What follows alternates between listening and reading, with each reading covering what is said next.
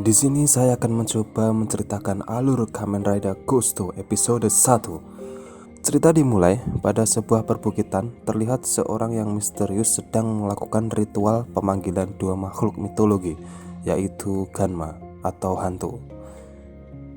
Adegan berganti flashback Lord Takeru, di mana beliau teringat kejadian di mana ayahnya gugur di medan pertempuran di depan matanya sendiri. Masih belum jelas ini pertempuran apa.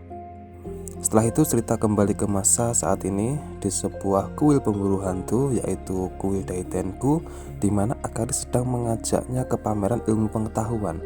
Tetapi Lord Takeru tidak tertarik. Lord Takeru lebih senang membaca kisah pahlawan dalam sejarah. Sasuga Lord Takeru, beliau sangat mengagumi para pahlawan. Selang beberapa waktu, melalui televisi di kuil Daitenku, terdapat berita yang memberitakan kejadian misterius yang mengacaukan kota. Orang-orang belum tahu kalau itu ulah hantu atau Ganma. Hanya Lord Onari yang menyadari bahwa itu ulah Ganma. Tak jauh dari kuil Daitenku, seorang kurir yang sedang mengantarkan paket ke kuil tersebut. Kurir itu tiba-tiba diserang oleh Ganma. Ternyata Ganma sudah mendekat ke kuil Daitenku. Waduh, cari mati tuh Ganma. Singkat cerita, kurir berhasil mengantarkan paketan itu dengan ketakutan. Lord Takeru terkaget. Ternyata paketan tersebut dikirim oleh ayahnya Tenkuji Ryu yang meninggal 10 tahun yang lalu. Nah, Nani?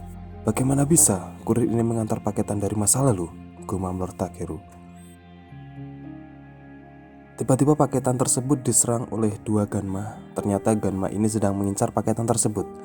Dengan gagah berani, Lord Takeru melindungi paketan tersebut dengan sekuat tenaga, sehingga beliau lari ke hutan agar Onari dan Akari tidak terkena dampak serangan Ganma. Sangat mulia sekali Lord Takeru, rela berkorban demi teman-teman agar tidak terluka.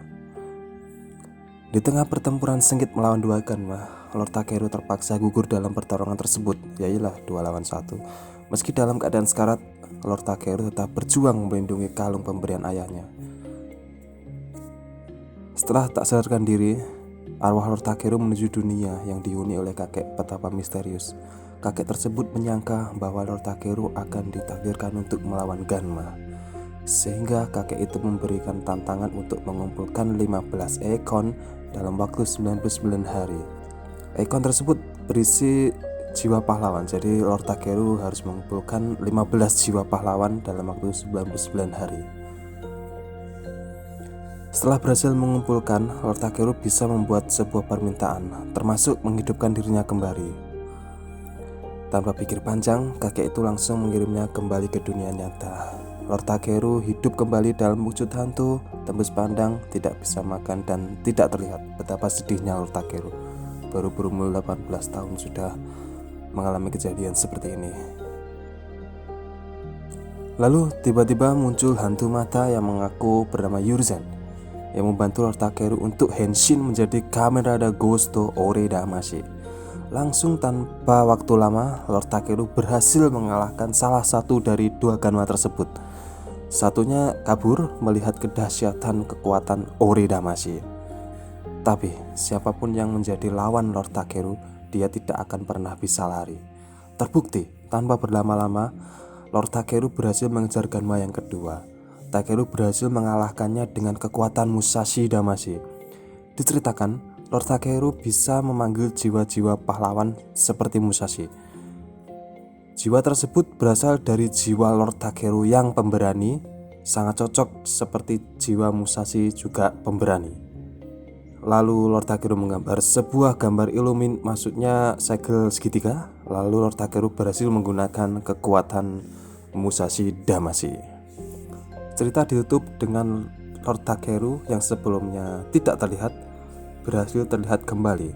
Dapat diketahui di sini Lord Takeru dapat menghilang ketika dia sedang galau dan terlihat ketika dia sedang bahagia. Makanya di sini teman-teman Lord Takeru berusaha untuk menghibur beliau agar selalu terlihat dan tidak menghilang. Menurut saya ceritanya cukup menarik ya. Secara tidak langsung di sini kita diajarkan sifat dari seorang pahlawan Jepang, yaitu Musashi, bersenjatakan dual katana yang pemberani melawan ratusan prajurit. Sangat bermanfaat sekali ilmu ini ya. Tidak sekedar ya bertarung tidak jelas ya. Jadi di sini kita diperlihatkan gambaran dari seorang Musashi yang melawan ratusan prajurit di masa lalu. Oke, next episode 2 akan dilanjutkan jika banyak yang suka. Bye bye.